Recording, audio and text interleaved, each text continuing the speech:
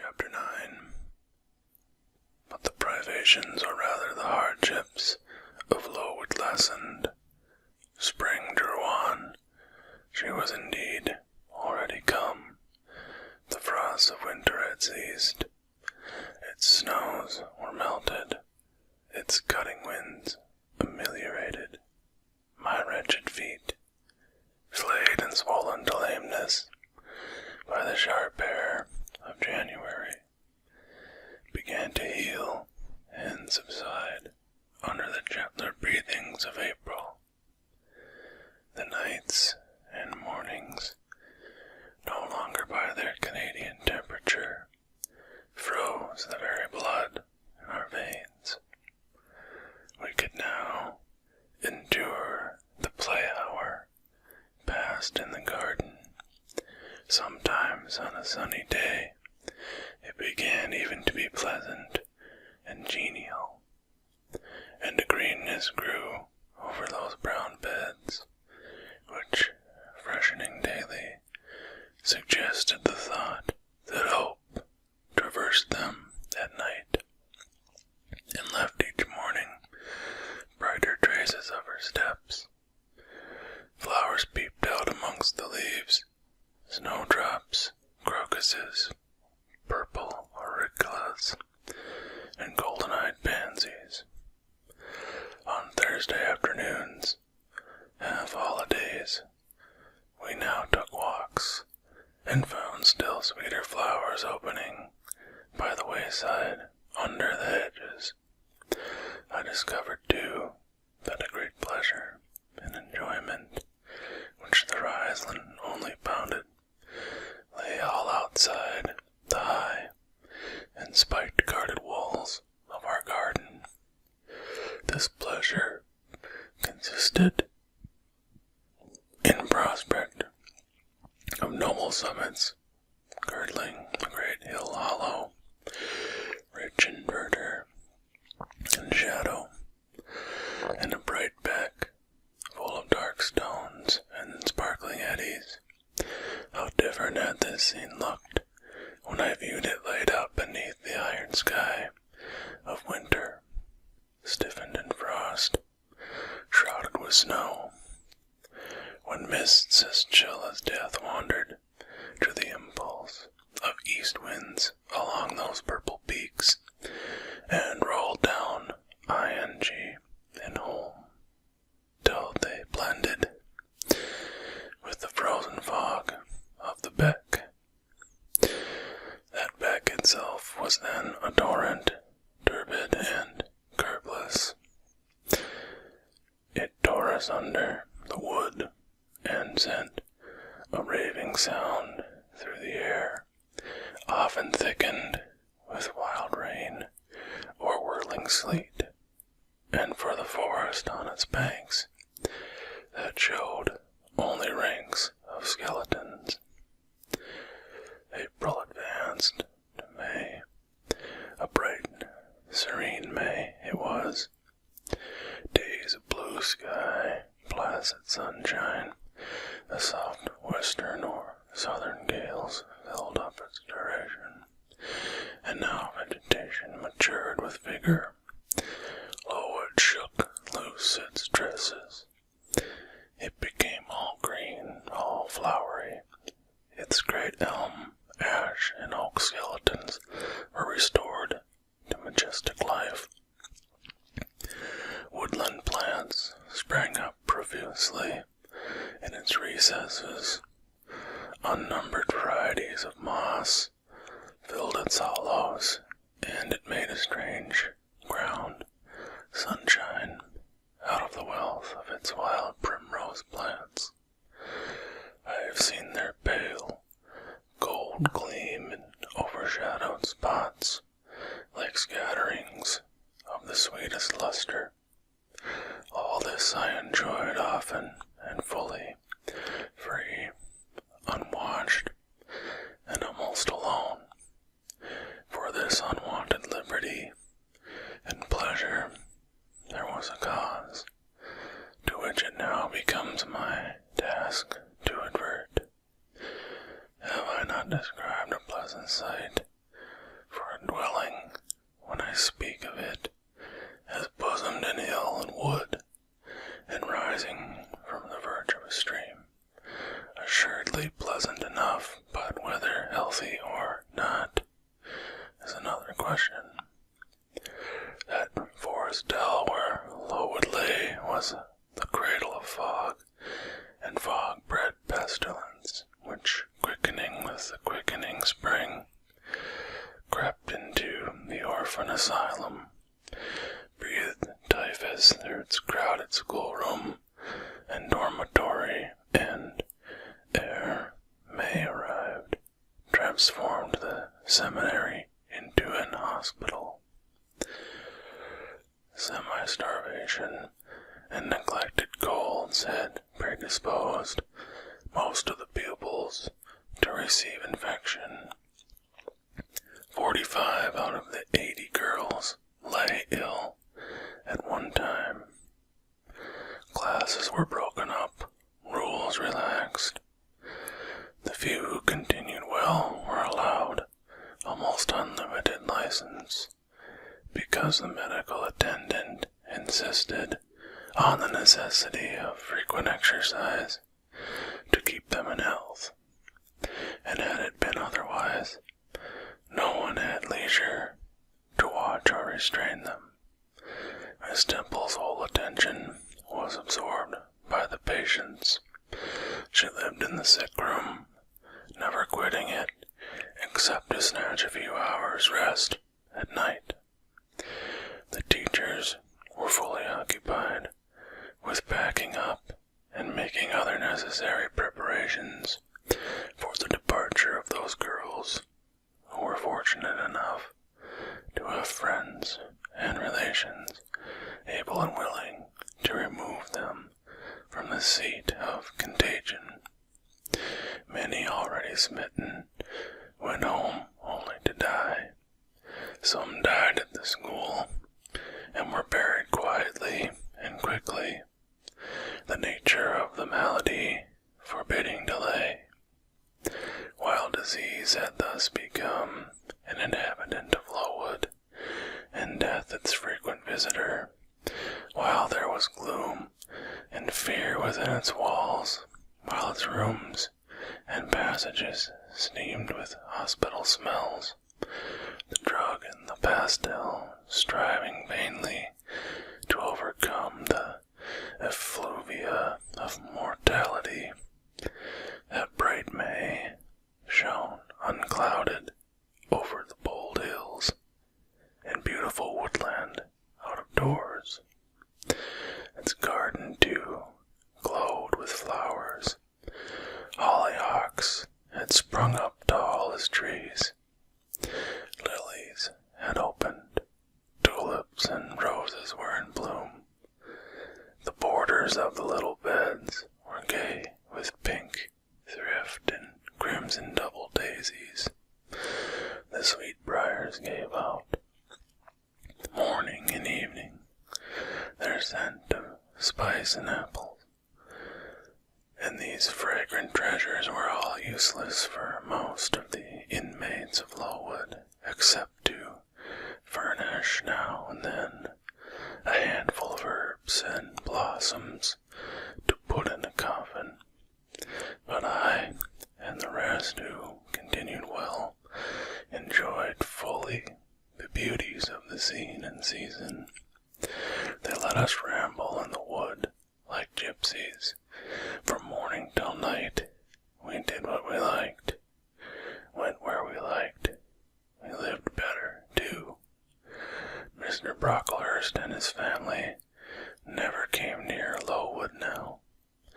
Household matters were not scrutinized into. The cross housekeeper was gone, driven away by the fear of infection. Her successor, who had been matron at the Lowtown dispensary, unused to the ways of her new abode, provided with comparative liberality. Besides, there were fewer to feed. The sick could eat less. Our breakfast basins were better filled. when there was no time to prepare a regular dinner, which often happened, she would give us a large piece of cold pie, or a thick slice of bread and cheese, and this we carried away with us to the wood, where we each chose the spot we liked best, and dined sumptuously. My favorite seat was a smooth and broad stone, rising white and dry from the very middle of the beck, and only to be got at by wading through the water, a feat I accomplished barefoot. The stone was just broad enough to accommodate comfortably another girl and me, and that time my chosen comrade, one Mary Ann Wilson, a shrewd, observant personage whose society I took pleasure in, partly because she was witty and original, and partly because she had a manner which set me at my ease. Some years older than I, she knew more of the world, and could tell me many things I liked to hear. With her, my curiosity found gratification. To my faults also, she gave ample indulgence, never imposing curb or rein on anything I said. She had a turn for narrative, I for analysis. She liked to inform, I to question. So we got on swimmingly together, deriving much entertainment, if not much improvement, from our mutual intercourse. And where, meantime, was Helen Burns? Why did I not spend these sweet days of liberty with her? Had I forgotten her, or was I so worthless as to have grown tired of her pure society? Surely the Mary Ann Wilson I have mentioned was inferior to my first acquaintance. She could only tell me amusing stories and reciprocate any racy and pungent gossip I chose to indulge in, while, if I have spoken the truth of Helen, she was qualified to give those who enjoyed the privilege of her converse a taste of far higher things. True, reader, and I knew and felt this, and though I am a defective being, with many faults and few redeeming points, yet I never tired of Helen Burns, nor ever ceased to cherish for her a sentiment of attachment as strong, tender, and respectful as any that ever animated my heart. How could it be otherwise when Helen, at all times and under all circumstances, evidenced for me a quiet and faithful friendship, which ill humor never soured, nor irritation never troubled? But Helen was ill at present. For some weeks she had been removed from my sight to I knew not what room upstairs. She was not, I was told, in the hospital portion of the house with the fever patients, for her complaint was consumption, not typhus, and by consumption I, in my ignorance, understood something mild, which time and care would be sure to alleviate. I was confirmed in this idea by the fact of her once or twice coming downstairs, on very warm, sunny afternoons, and being taken by Miss Temple into the garden. But on these occasions, I was not allowed to go and speak to her. I only saw her from the schoolroom window, and then not distinctly, for she was much wrapped up and sat at a distance under the veranda. One evening in the beginning of June, I had stayed out very late with Mary Ann in the wood.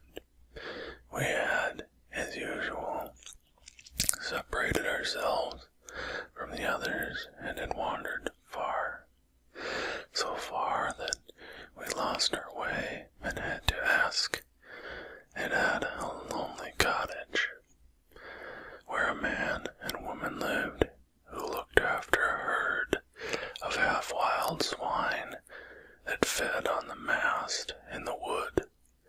When we got back, it was after moonrise.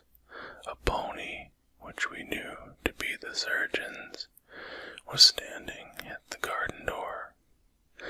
Mary Ann remarked that she supposed someone must be very ill, as Mr. Bates had been sent for that time of the evening.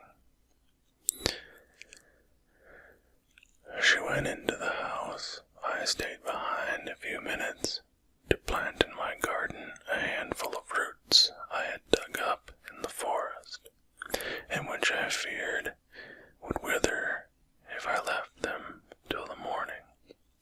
This done, I lingered yet a little longer. The flowers smelt so sweet as the dew fell. It was such a pleasant evening, so serene, so warm. The still glowing west promised so fairly another fine day on the morrow.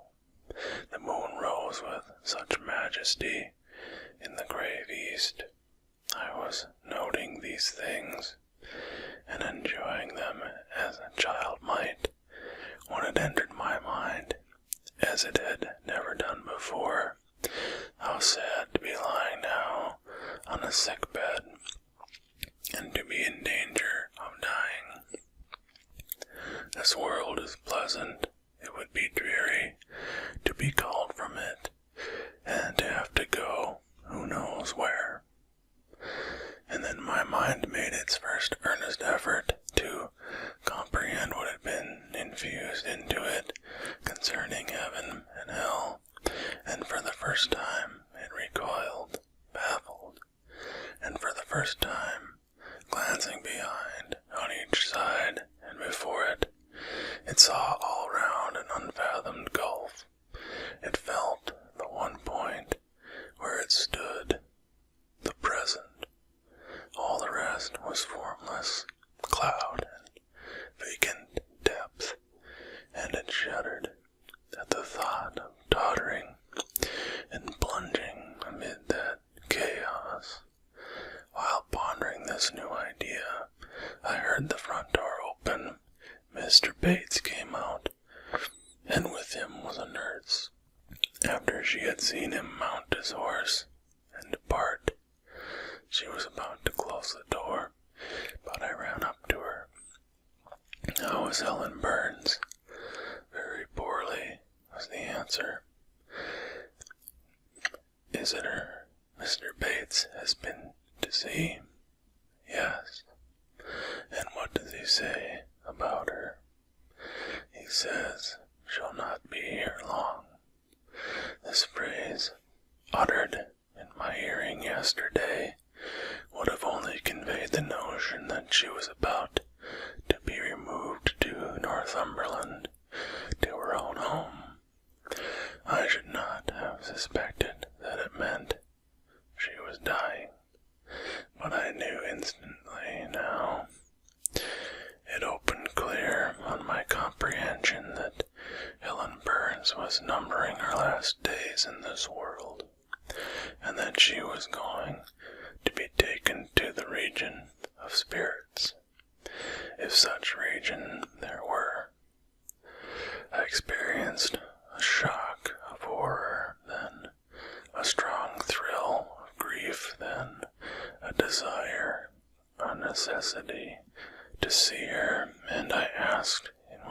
whom she lay. "She is in Miss Temple's room," said the nurse. "May I go up and speak to her?" "Oh, no, child, it is not likely, and now it is time for you to come in. You'll catch the fever if you stop out when the dew is falling." The nurse closed the front door. I went in by the side entrance, which led to the schoolroom. I was just in time. It was 9 o'clock, and Miss Miller was calling the pupils to go to bed. It might be 2 hours later, probably near 11, when I, not having been able to fall asleep, and deeming from the perfect silence of the dormitory that my companions were all wrapped in profound repose, rose softly, put on my frock over my nightdress, and, without shoes, crept from the apartment, and set off in quest of Miss Temple's room. It was quite at the other end of the house, but I knew my way, and the light of the unclouded summer moon entered here and there at passage windows, enabled me to find it without difficulty. An ardor of camphor and burnt vinegar warned me when I came near the fever room, and I passed its door quickly, fearful lest the nurse who sat up all night should hear me. I dreaded being discovered and sent back, for I must see Helen. I must embrace her before she died. I must give her one last kiss, exchange with her one last word. Having descended a staircase, traversed a portion of the house below, and succeeded in opening and shutting without noise 2 doors, I reached another flight of steps. These I mounted, and then just opposite to me was Miss Temple's room. A light shone through the keyhole, and from under the door a profound stillness pervaded the vicinity. Coming near, I found the door slightly ajar, probably to admit some fresh air into the close abode of sickness. Indisposed to hesitate and full of impatient impulses, soul and senses quivering with keen throes, I put it back and looked in. My eye sought Helen and feared to find death. Close by Miss Temple's bed, and half covered with its white curtains, there stood a little crib. I saw the outline of a form under the clothes, but the face was hid by the hangings the nurse and I had spoken to in the garden, sat in easy chair asleep. An unsnuffed candle burnt dimly on the table. Miss Temple was not to be seen. I knew afterwards that she had been called to a delirious patient in the fever room. I advanced and paused by the curbside. My hand was on the curtain, but I preferred speaking before I withdrew it. I still recoiled at the dread of seeing a corpse. "Helen," I whispered softly, "are you awake?" She stirred herself, put back the curtain, and I saw her face, pale, wasted, but quite composed. She looked so little changed that my fear was instantly dissipated. "Can it be you, Jane?" she asked, in her own gentle voice. "Oh, I thought, she is not going to die. They are mistaken. She could not speak and look so calmly if she were." I got onto her crib and kissed her. Her forehead was cold, and her cheek both cold and thin, and so were her hand and wrist. But she smiled as of old.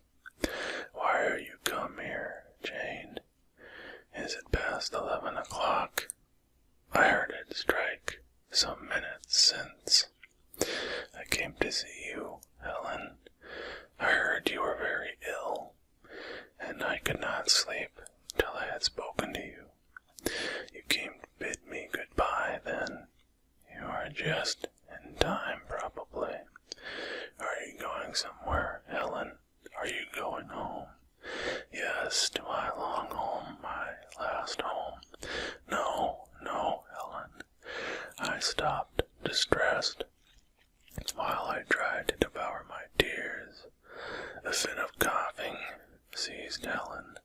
It did not, however, wake the nurse. When it was over, she lay some minutes exhausted. Then she whispered, "Jane, your little feet are bare. Lie down and cover yourself with my quilt."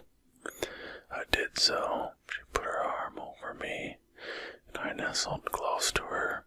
After a long silence, she resumed, still whispering, "I am very happy, Jane, and when you hear that I am dead, you must be sure and not grieve.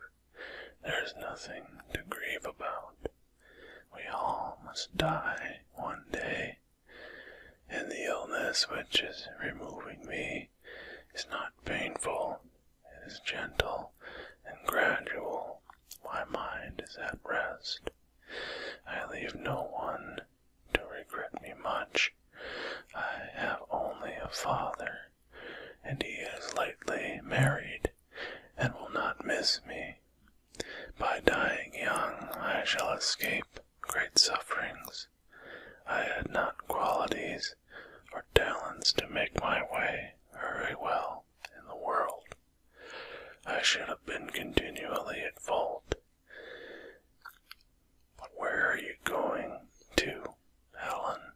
Can you see? Do you know? I believe. I have faith. I'm going to God. Where's God? What is God? My Maker and yours, who will never destroy what he created. I rely implicitly on his power and confide wholly in his goodness. I count the hours till that eventful one arrives, which shall restore me to him, reveal him to me. You are sure, then, Helen, that there is such a place as heaven, and that our souls can get to it when we die?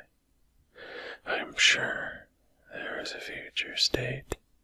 I believe God is good.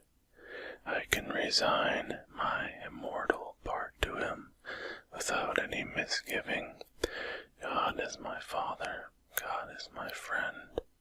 I love him. I believe he loves me. Shall I see you again, Helen, when I die?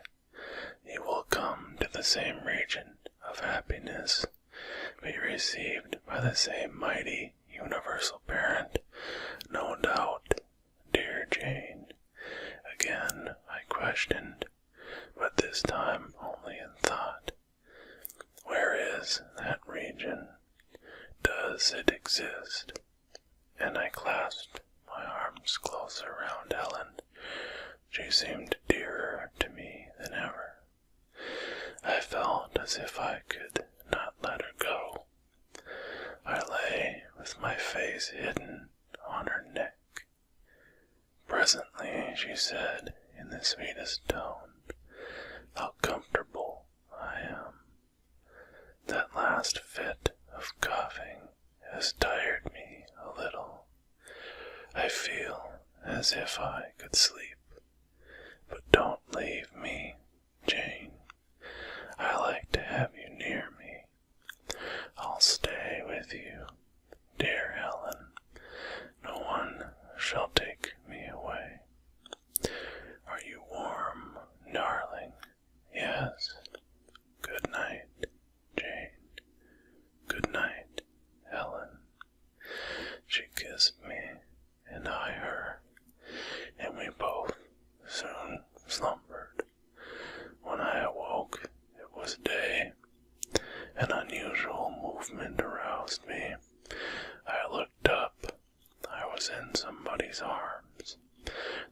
nurse held me. She was carrying me through the passage back to the dormitory. I was not reprimanded for leaving my bed. People had something else to think about. No explanation was afforded then to my many questions, but a day or two afterwards I learned that Miss Temple, on returning to her own room at dawn, had found me laid in the little crib, my face against Helen Burns's shoulder, my arms around her neck. I was asleep, and Helen was dead. Her grave is in Brocklebridge churchyard. For 15 years after her death, it was only covered by a grassy mound.